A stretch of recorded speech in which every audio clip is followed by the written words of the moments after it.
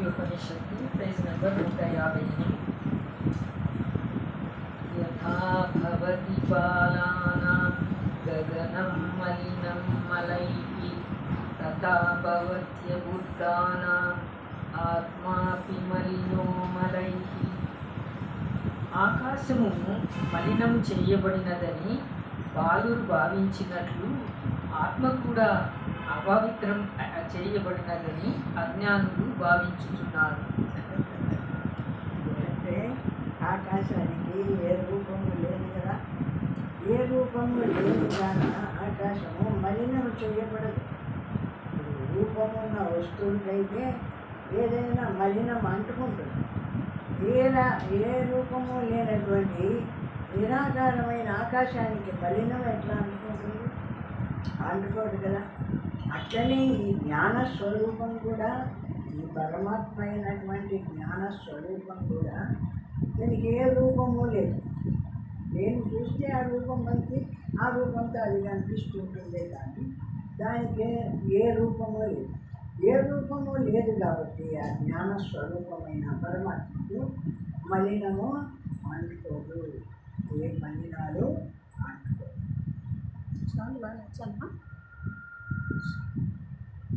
ఆత్మ కూడా అపవిత్రం చేయబడినదని అజ్ఞానులు భావించుతున్నారు. ఆ ఆత్మ కూడా అపవిత్రమవుతుందని అజ్ఞానులు భావిస్తున్నారు. కానీ ఆత్మ ఎప్పుడు కూడా పవిత్రమే.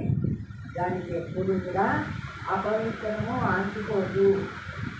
ఎప్పటికీ జ్ఞాన పవిత్ర స్వరూపము అజ్ఞానులు అనుకుంటుంటారు. మాదిరి అని ప్రకాశింపజేయు తత్వమైన ఆత్మ తన జ్ఞానం చే మనోవృత్తులను ప్రకాశింపజేయుచున్నది. జ్ఞానస్వరూపం కాబట్టి పరమాత్మ, ఆ జ్ఞానస్వరూపమైన పరమాత్మ ఈ శరీరంలో ఈ మనోబుద్ధులు కూడా, ఈ మనోబుద్ధులను జ్ఞానవంతం చేస్తుంది.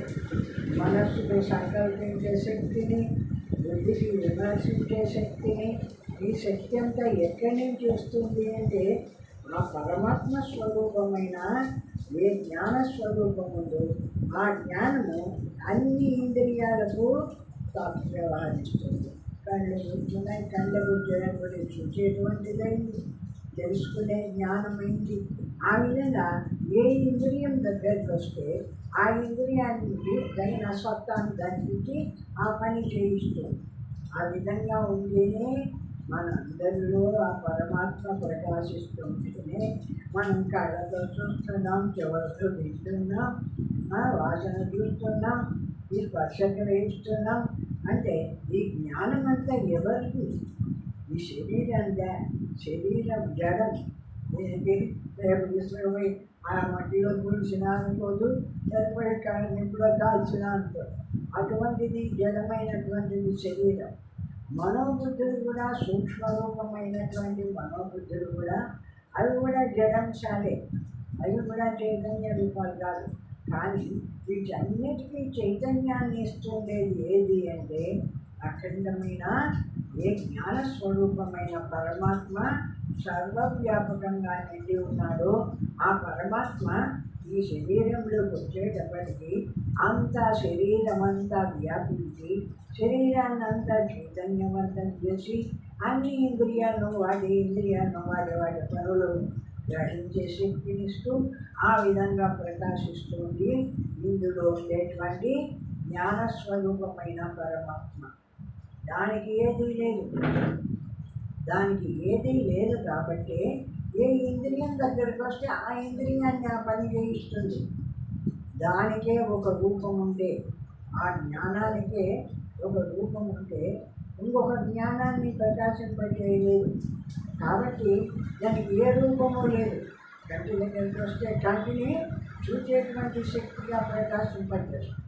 ముక్క దగ్గరికి వస్తే ముక్కతో సర్వాన్ని అన్ని ఆగ్రహించి అంటే వాసన తెలుసుకునే శక్తిగా పనిచేస్తుంది. చెవి దగ్గరికి వస్తే ఆ సర్వాన్ని వినే శక్తిగా పనిచేస్తుంది. ఆ విధంగా ఈ పంచ జ్ఞానేంద్రియాలు ఉన్నాయి. ఈ పంచ జ్ఞానేంద్రియాల్లో వచ్చి ఏ ఇంద్రియం ఏ పని చేయవాలనో ఆ పనిని చేయిస్తూ ఉంటుంది. ఇందులో ఉండేటువంటి జ్ఞానస్వరూపమైన పరమాత్మ. ఆ జ్ఞానస్వరూపమైన పరమాత్మకు ఏ రూపము లేదు కాబట్టి ఏ రూపాన్ని దగ్గరికి వస్తే ఆ రూపాన్ని ప్రకాశింపజేస్తుంది. ఆ విధంగా సర్వవ్యాపకమైన జ్ఞానస్వరూపమైన పరమాత్మ మన యందు ప్రకాశిస్తున్నది. అంటే మన యందేనా కాదు, అది సర్వవ్యాపకంగా ఉండే ఈ ఆకాశంలాగా చిదాకాశ రూపమై సర్వవ్యాపకంగా ఉండే ఆ పరమాత్మ చైతన్యము, ఆ జ్ఞాన స్వరూపము, దాంట్లో ఈ శరీరం వచ్చేటప్పటికి ఈ శరీరంలో అంతా వ్యాపించి శరీరంలో నుండి ఏ ఇంద్రియాన్ని ఏ పని చేయాలో ఆ పని చేయిస్తుంది. ఆ విధంగా మన లోపల ఉండేటువంటి ఈ పరమాత్మ జ్ఞాన ప్రకాశ స్వరూపుడు సర్వవ్యాపకంగా అంతటా వ్యాపించి ఉన్నాడు. అఖండమై అనంతమై సర్వవ్యాపకంగా వ్యాపించి ఉన్నాడు. కాబట్టి ఆ పరబ్రహ్మ స్వరూపుడు ఏ శరీరంలో పోతే ఆ శరీరాన్ని అంతా కూడా కలిగిస్తూ కార్యాలు చేసేటువంటి సత్తాన్ని కలిగిస్తున్నాడు ఆ పరమాత్మ. కానీ ఆత్మయందు ఎట్టి మనోవృత్తులను లేవు. ఆ పరమాత్మకు ఏదైనా కొన్ని వృత్తులు ఉండి ఆ పరమాత్మ అనుకుంటుందా ఈ పని చేయాలా, ఆ పని చేయాలా, ఆ ఇక్కడ కూర్చోవాలా, అది చేయాలి చేయాలని ఆ పరమాత్మ అనుకోదు. ఎందుకంటే ఆ పరమాత్మలో ఏ వృత్తులు లేవు. ఇందులో ఉండే మనస్సు ఉందే, బుద్ధి ఉందే. ఈ శరీరంలో ఏ మనోబుద్ధులు ఉన్నాయో అవి అనుకుంటున్నాయి. ఆ పరమాత్మ యొక్క జ్ఞాన కాంతి చేత ఆ జ్ఞానం యొక్క పరమాత్మ శక్తి ఈ మనోబుద్ధుల్లోకి వచ్చేవాళ్ళకే ఇవి అనుకుంటున్నాయి. ఈ పని చేయాలా, ఇప్పుడు ఏం చేయాలా, ఇక్కడికి పోవాలా, అక్కడికి పోవాలా అని అనుకుంటున్నాయి ఇందులో ఉండేటువంటి మనోబుద్ధులు. అంతేగాని పరమాత్మకు లేవు. పరమాత్మ అనుకుంటే ఆ పరమాత్మ ఎక్కడ పోవాలంటే ఎక్కడ పోతుంటే వస్తుంటే అట్లా పరమాత్మ తిరుగుని మొదలు పెడితే ఒక ఏంది ఎక్కువగా పడింది తక్కువగా కావాలి అనుకుంటేవాల్సి వచ్చు. అట్లా లేదు. ఈ ఆకాశం ఎట్లా వ్యాపించి ఉందో సర్వవ్యాపకంగా పరమాత్మ కూడా జ్ఞాన స్వరూపమైన పరమాత్మ కూడా సర్వవ్యాపకమై వ్యాపించి ఉన్నారు. ప్రజ్ఞాన ఘన స్వరూపం కదా, చిద్ఘనం కదా, స్వచ్ఛ చిద్ఘనమఖండమద్వయం సర్వదృశ్యరహితం నిరామయం యత్పదం విమలమక్షరం శివం తత్సాహమితి మౌనమశ్వరం. ఆ విధంగా ఆ మౌన స్వరూపమైన నిశ్శబ్ద స్వరూపమైన ఆ జ్ఞానస్వరూపమైన పరమాత్మ సర్వత్రా వ్యాపించి ఉన్నాడు జ్ఞానస్వరూపుడుగా. ఇప్పుడు మనం అందరం వాడుకుంటున్నాం. నీవు వాడుకుంటావు ఆ జ్ఞానస్వరూపాన్ని, నేను వాడుకుంటా, ఇంకొకరు వాడుకుంటారు. అందరూ ఆ జ్ఞానాన్ని వాడుకుంటున్నారు, వాళ్ళ పనులు చేస్తున్నారు, విడిచిపెట్టేస్తున్నారు. అంతేగాని ఆ జ్ఞానం ఎవరి సొమ్ము కాదు, ఆ పరమాత్మ ఎవరి సొమ్ము కాదు. ఇప్పుడు అందరము మంచి నీళ్ళు ఉన్నాయి, నీళ్లు పోయి ఇచ్చినాడు, పంచభూతాల్లో నీళ్లు ఉన్నాయి, ఆ నీళ్ళని అందరూ తాగుతున్నాము. ఎంతకాలం తాగుతాము? శరీరం ఉన్నంత వరకు నీళ్ళని తాగుతాము. ఒకటి ఎవడన్నా ఇది నా నీళ్ళు, ఆ నీళ్ళని వాడుకుంటున్నారే అని ఆక్షేపించేవాడు ఉన్నారు. ఈ శ్వాస, ఈ గాలి సర్వవ్యాపకంగా ఉంది. సర్వవ్యాపకంగా ఉన్న గాలిని అందరం పీల్చుకుంటున్నాము, వదిలిస్తున్నాము. ఇది ఎవరి సొమ్ము కాదు, ఎవరిది కాదు, అంతటా ఉంది భగవత్ స్వరూపము. దాని సత్తా సర్వవ్యాపకంగా ఆ గాలి వ్యాపించి ఉంటే ఆ గాలిని అందరము పీల్చుకుంటున్నాము, అందరము వదులుతున్నాము. పోయేటప్పటికీ ఎవడు ఏది ఎత్తుకోకపోవడం దాకా ఇచ్చిపెట్టి ఎన్నాళ్ళు బతుకుతాడో అన్నాళ్ళు వాడుకుంటూ ఉంటాడు. వాడి పని అయిపోతూనే అది అక్కడ పడేసి వెళ్ళిపోతుంటాడు. గాలి అంతే, పంచభూతాలన్నీ అంతే. నీళ్ళు ఏమి వండుకోదంటే కొలాయి నుంచి నా ఇంట్లో నా కొలాయి నాకు అన్నీ ఉంది. కానీ అంతటా ఉండేటువంటి నీళ్ళు ఇప్పుడు వర్షం కురుస్తుంది, ఎవరిది ఆ వర్షం? ఎవరి సొమ్ము? అందరూ వాడుకుంటారు. ఆ వర్షపు నీళ్ళు అందరూ వాడుకుంటారు. అందరూ బతికినంతసేపు కాలము అంతకాలము అందరూ ఆ నీళ్ళను వాడుకుంటారు. మళ్ళా ఎప్పుడు పోతారో ఆ నీళ్ళని విడిచిపెట్టి ఎప్పుడు పోతుంటారు. ఆకాశము, వాయువు, ఆకాశము సర్వవ్యాపకంగా ఉంది. విశాలమైనటువంటి ఒక నిరాకారమైనటువంటి ఒక ప్రదేశంగా దాంట్లో అందరూ వాడుకుంటున్నారు. అందరూ తిరుగుతున్నారు. అందరూ వస్తున్నారు. అందరూ పోతున్నారు. పోయేటప్పుడు ఎప్పుడు ఆకాశాన్ని ఎత్తుకోవాలా, పోయేవాడు ఇంకా ఆకాశాన్ని కలిగిపెట్టి వాడుకుంటున్నారు. ఆ విధంగా ఇంకా పంచభూతాలు చూసుకోండి. ఆకాశము, వాయువు, అగ్ని, జలం ఇవన్నీ కూడా మనం వాడుకుంటున్నాం. భగవంతుడు మనకు ఫ్రీగా ఇచ్చినాడు. నీ ఇష్టం వచ్చినంత వాడుకో, నాకేం డబ్బు కట్టలే, ఆయనే డబ్బు కట్టమనాలే. అయితే ఇప్పుడు ఈ వీటిని సొమ్ము చేసుకొని డబ్బు కట్టమనే వాళ్ళు ఇప్పుడు కరెంట్ ఉంది, వాళ్ళు ఈ నీళ్ళు వేసుకుంటే ఆ మోటార్ డబ్బు కాలితే దానికి డబ్బు కట్టమన్నారు. అట్లా ఉంది. కానీ భగవంతుడు మాత్రము ఎవ్వరూ నాకు ఈ డబ్బు కట్టమని నేను ఆ వస్తువు వాడుకుంటున్నామని ఎవరు అనడంలే. అందరూ ఆ జ్ఞాన స్వరూపమైన ఆ ఆకాశాన్ని, వాయువుని, అగ్నిని, జలాన్ని, భూమి అందరూ వాడుకుంటున్నారు. అందరూ అనుభవిస్తున్నారు. పోయేటప్పటికి అందరూ విడిచిపెట్టిపోతున్నారు. అంతేగాని ఎవరు సొమ్ము కాదు. ఈ జ్ఞాన స్వరూపమైన పరమాత్మ స్థితి. అయినను మనము ఈ దేహ మనోబుద్ధులయందు ఐక్యము పొందుటచే గ్రహించువాడు, తదనుగుణముగా ఆచరించువాడు, తత్ఫలితమును అనుభవించేవాడు అగు జీవుని ఒకరిని సృష్టించుకొనుచున్నాము. మనము ఇవి మనోబుద్ధి ఇంద్రియాలు అన్నీ ఉన్నాయి కదా. దీంట్లో ఈ శరీరంలోకి వచ్చింది ఈ చైతన్యం, ఈ జ్ఞానం వచ్చేసి ఇవన్నీ వాడుకుంటూ నేను అనుకుంటూ కొంతకాలము ఈ శరీరంతో ప్రకాశిస్తూ ఉంటాడు. భూమి మీద వాడు ఇల్లు కట్టుకుంటాడు, నాదంటాడు. వాడు పని చేసుకుంటాడు, ఇది నాదంటాడు. ఉన్నంతకాలం వాడు అది వాడుకుంటాడు. అయిపోయినప్పుడు వాడేస్తాడు, వాడు పోతాడు. ఎవరి సొమ్ము కాదు. అందరూ అనుభవించవలసిందే, అందరూ వాడుకోవాల్సిందే, అందరూ వదిలిపెట్టుకోవాల్సిందే. అటువంటి ప్రపంచాన్ని సృష్టి చేసినాడు చూడండి ఈశ్వరుడు. అదే లేకపోతే కొట్టుకొని చచ్చిండేవాడు.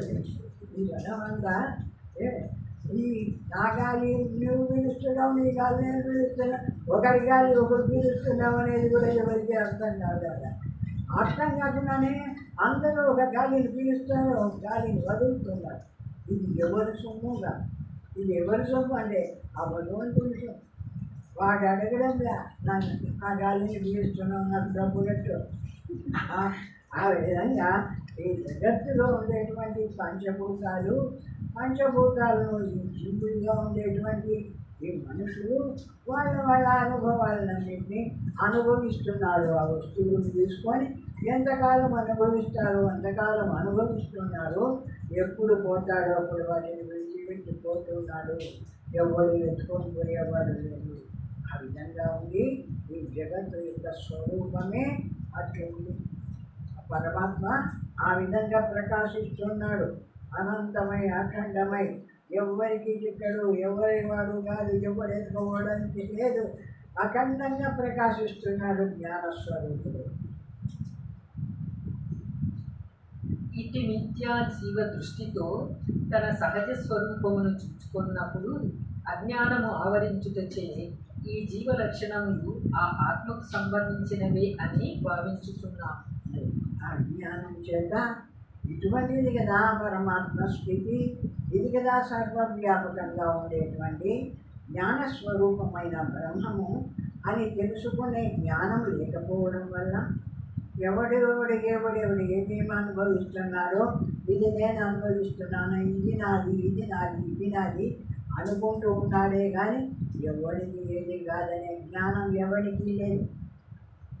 అందరూ ఆ జ్ఞానం చేతనే బంధింపబడి ఆ జ్ఞానం చేతనే నాది అనుకుంటూ పోతూ ఉన్నారు. మరణే సంభవే చైవ గత్యాగమనయోరపి స్థితౌ సర్వశరీరేషు ఆకాశేన విలక్షణః. సమస్త దేహాంతర్వర్తియగు ఆత్మ జన్మించుచున్నది, మరణించుచున్నది, దేహాంతరమును పొందుచున్నది అను నీ భావములన్నీయు ఆ ఘటాకాశము కంటే భిన్నము కాదు. నువ్వు అనుకుంటున్నావు ఈ పరమాత్మ అంతగా ఉండే పరమాత్మ అందరిలో కూర్చున్నాడు, అందరిలో జీవిస్తూ ఉన్నాడు, అందరిలో మరణిస్తున్నాడు. ఇవన్నీ కూడా నీవు అజ్ఞానం చేత కుండలో ఒక ఆకాశం వచ్చింది, అది కుండలో ఉంది, ఏమని కుండతో బంధించబడి ఉంది అని నీవు ఎట్లా అనుకుంటున్నావో, నిజంగా ఆకాశం కుండలోకి వచ్చిందా? కుండ ఆకాశంలోకి రాలేదు, ఆకాశంలోకి కుండ వచ్చింది. కుండ వచ్చింది, ఉన్నంతసేపు ఆకాశాన్ని తనలో ఉంచుకుంటుంది, పోయినప్పుడు ఆకాశాన్ని ఇక్కడ వదిలి కుండపోతుంది. అట్లనే ఉన్నాయి మన కొండలు కూడా, మన దేహాలు కూడా ఒక కుండ మాదిరి ఉన్నాయి. ఏమి ఆ కుండ మాదిరి ఉన్న దేహాలు ప్రపంచంలోకి వచ్చినప్పుడు ఈ పంచభూతాలను వాడుకుంటున్నారు, వాడుకుంటారు. ఎప్పుడు పోతాడు అప్పుడు వాటిని ఎదిరించిపోతున్నాడే కానీ ఎవడు ఏ వస్తువును ఎత్తుకుపోయేవాడు లేడు. ఆ ఇంట్లో ఉండే జ్ఞాన స్వరూపమైన పరమాత్మ ఉండే దానికి ఏ రూపము లేదు కాబట్టి దాన్ని ఎవరు ఇది నాది అనడానికి వీలు లేకుండా సర్వవ్యాపకంగా ప్రకాశిస్తున్నాడు ఆత్మస్వరూపుడైన ఆ జ్ఞానస్వరూపుడు. అద్వైతమందు ఈ గమనాగమనములు కేవలము ఆభాస మాత్రమే కావున అట్టి గమనాగమనములు అద్వైతముగు ఆత్మతత్వమునకు ఏ విధముగాను బాధాకరములు కావు అని గౌడపాదుడు చెప్పుచున్నారు. ఈ రావడం పోవడం అని శరీరం తిరుగుతుంటుందే, ఈ శరీరం రావడం పోవడం తిరగడం ఇదంతా కూడా పరమాత్మ స్వరూపమైన జ్ఞానస్వరూపుడికి ఏమాత్రము ఆటంకం కాదు. ఆ జ్ఞానంలోనే వస్తూ ఉన్నాడు, తిరుగుతూ ఉన్నాడు, ఎక్కడ పడితే అక్కడ జ్ఞానాన్ని వాడుకుంటున్నాడు. ఆ జ్ఞానాన్ని ఉన్నంతసేపు అన్ని ఇంద్రియాల్లోకి వ్యాపిస్తుంది, ఇంద్రియాలన్నీ పనిచేస్తున్నాయి. అవతలి ఈ జ్ఞానాన్ని వదులుతున్నాడు, ఆ శరీరం పోతుంది. కానీ ఈ జ్ఞానాన్ని ఎవడు ఎత్తుకుపోయేవాడు లేడు, ఎవడు సొమ్ము కాదు. అంతటా వ్యాపించి ఉన్నాడు. ఆ రకంగా చిదాత్మస్వరూపుడైన పరమాత్మ ఈ ఆకాశం ఎట్లా వ్యాపించి ఉందో మహాకాశం, ఆ విధంగానే చిదాకాశ స్వరూపుడై అఖండ జ్ఞాన స్వరూపుడైన పరమాత్మ కూడా ఆ విధంగా సర్వవ్యాపకంగా వ్యాపించి ఉన్నాడు. అందరూ వాడుకుంటున్నారు, అందరూ విడిచిపెట్టుకుంటున్నారు. అంతేగాని ఎవరిలోకి వస్తే వాడిది. ఇప్పుడు ఒక శరీరంలోకి వస్తే ఆ పిల్లవాడికి ఒక పేరు పెడతాము, వాడు పెద్ద అవుతాడు, వాడిలోకి వచ్చిన జ్ఞానం వాడిది. వాడు ఎంతకాలం వాడుకుంటాడో అంతకాలం వాడుకుంటాడు. అట్లా ప్రతి వాడిలోకి వస్తుంది, ప్రతి వాడు వాడుకుంటున్నాడు. కానీ ఎవరిది కాదు, అందరూ విడిచిపెట్టుకోవాల్సిందే. అట్లా ఉంది ఈ జ్ఞాన స్వరూపమైన పరమాత్మ. సంఘాతాః స్వప్నవః సర్వే ఆత్మమాయా వివర్జితాః ఆదిత్యే సర్వసామ్యేవ నోపపత్తిర్వివిద్యతే. దేహ మనోబుద్ధుల యొక్క సంఘాతములన్నీయు ఆత్మను ఆవరించియుండు అజ్ఞానంచే కలుగుననే అగుచున్నది.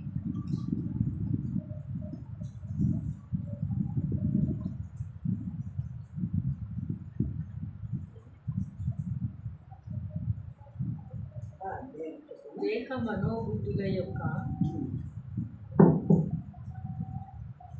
మనోబుద్ధుల యొక్క సంఘాతములన్నీయు ఆత్మను ఆవరించియుండు అజ్ఞానముచే కలుగుననే అగుచున్నది.